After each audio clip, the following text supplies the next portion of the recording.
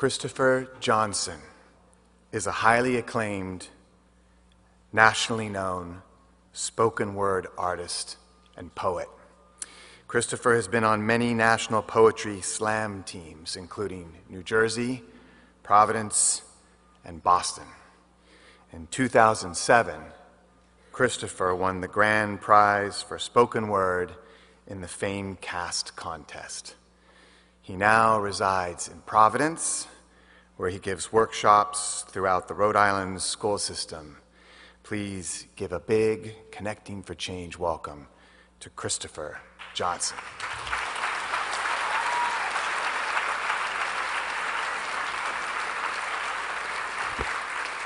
This is awesome. This is awesome. When I say spoken, you say what? Spoken? No. I believe in 1 on 1,000, meaning I'm going to perform in front of one person like there are 1,000 people. Now, there's 1,000 people here, so we're going to do 1 on 1 million. Y'all ready?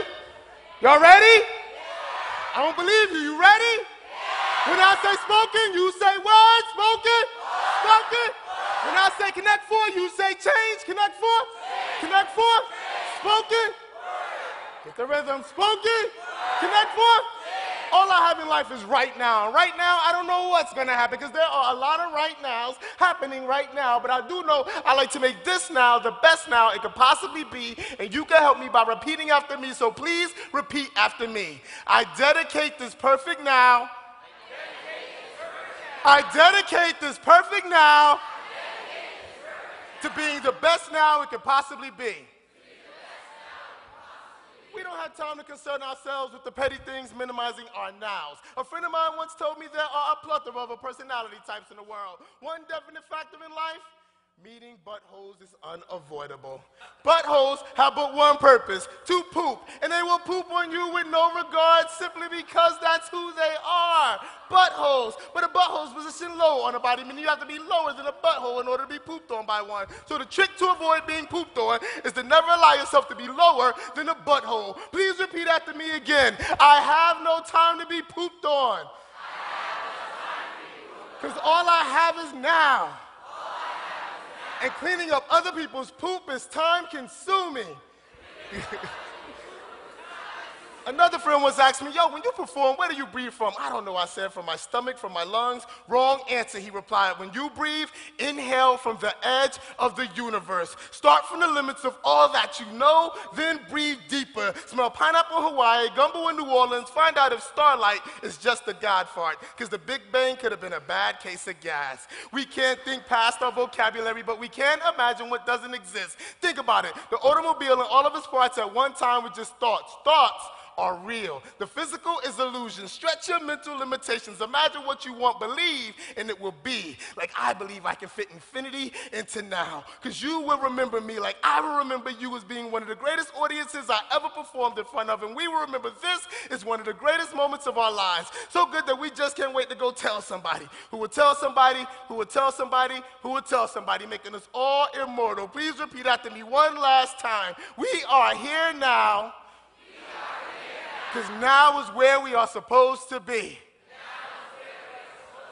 Immortality happens in our hearts, but we live in our minds. Have you ever had an argument with someone who saw the very same occurrence you saw the very same moment it occurred, yet somehow you saw two totally different occurrences? It's all perception. Reality is exactly how you perceive. The problem is we are all entitled to our own perceptions. Life should be paradise. Hell is your life gone wrong. Impossible is just the stuff you haven't done yet. Think of the goldfish. When kept in a small bowl, it can only grow to a size comparable to its environment. But once you set that goldfish free, it will grow 2 and 3 times its size. Grow past all that you know to increase the qualities of your nows. Inhale inspiration.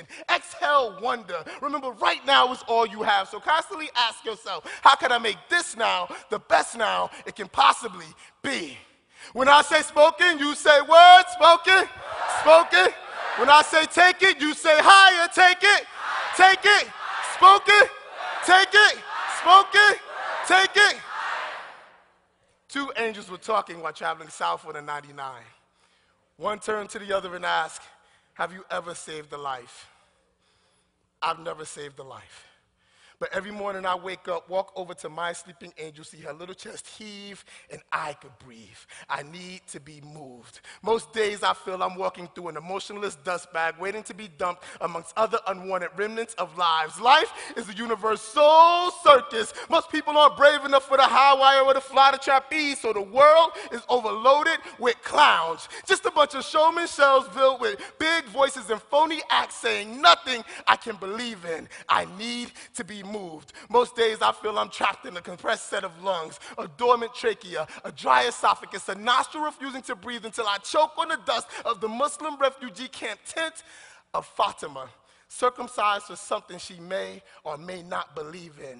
The women gathered to hold her like tears sliding down Christopher's cheek, told real men aren't supposed to cry, but he can't figure out what to do with the abandonment left in heart by mother, who couldn't figure out how to keep a roof over his head, clothes on his back, or food in his belly, like Sasha's admiration, reaching up to a parent, not to be embraced by arms, but by the fact that you can't see her ribs anymore, because in her homeland, skinny bodies are a sign of poverty. But in America, anything more than the weight of Barbie is less than precious. She grew into a supersized self-complex of a psychological eating disorder, trapped between a magazine self-image and a self-portrait a mother can be proud of. I have to wonder if this generation's obsession with aliens, vampires, and zombies is a metaphor for how strange we feel in our bodies, and how many angels walk around counting the lives they save. When I awake every morning, walk over to my sleeping angel, see her little chest heave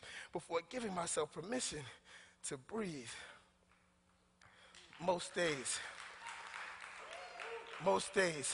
it's not about counting how many lives you save, but counting how many times your life was saved in that day. Two angels were talking while traveling south on the 99. I just looked at them and thank God for the angels that don't know that they're saving lives.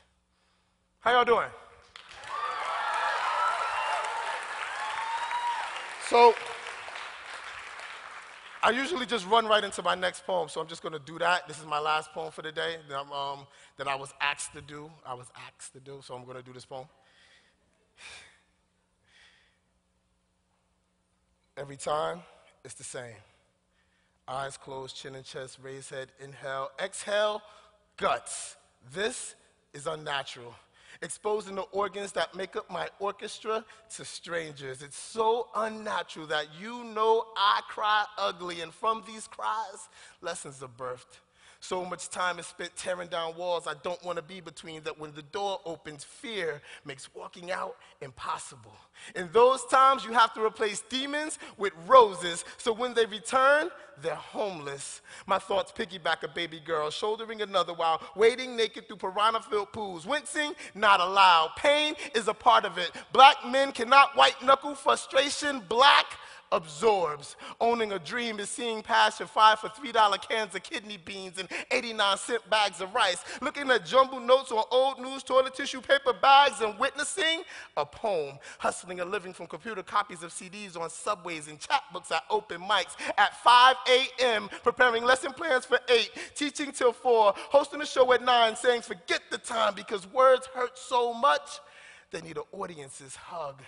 This square circle gives high school nerds voice and reform thugs choices, and fathers separated from children outlets. It gives MCs a place to rock when the music stops, and lines for women to air misogynist laundry of hip-hop. It's where cops tell kids, why not grow up to be like them? Where suicidal thoughts stop and healing begins. It's freeing, like 9-year-old handstands. And daddy, look, shouts from daughters. It's not supposed to be easy, screaming poem after poem to lonely rivers in the dark, because the woman you love wants more than art, and your living space reflects the mess you made of your life. It's unnatural, taking tears that cry so ugly and sounding them beautiful. Slam's fallacy is a drunken reality. Competing for a score intoxicates the philosophy of being heard. It's more of a fight to walk away from a stiff drink than to win a battle of poems with words. I tell my students, don't want to become a writer. Art is no choice. To live like this is insane. You never know when the past runs up, potato sack blindside, Shanghai's you hoping for a favorable outcome. The only option. You can have all the tools, the proper syntax, the spoonerisms and metaphors, alliterations and intricate rhyme schemes that weave rainbows into kaleidoscopes with its dreams that kerosene sparks and hearts that ignites the stage that makes me step behind the mic, eyes closed, chin and chest, raise head and deliver million-dollar babies. Every now and then I stare at the sun, attempting to let a little light inside, because a playwright's notepad will make you laugh, but a poet's journal is suicide. I sometimes find myself swinging at the wind, hoping to hit a wall, throwing uppercuts and jabs at imaginary enemies, tiring myself out till I fall back, feeling the glass ceiling inching closer, hoping to see reflection, a fog of breath, proving after life has taken my all, there's still some part of me left. Every time, it's the same. Eyes closed, chin and chest, raised head, till finally I open my mouth. Bloody and mucus covered, something beautiful comes out. Y'all have a good day.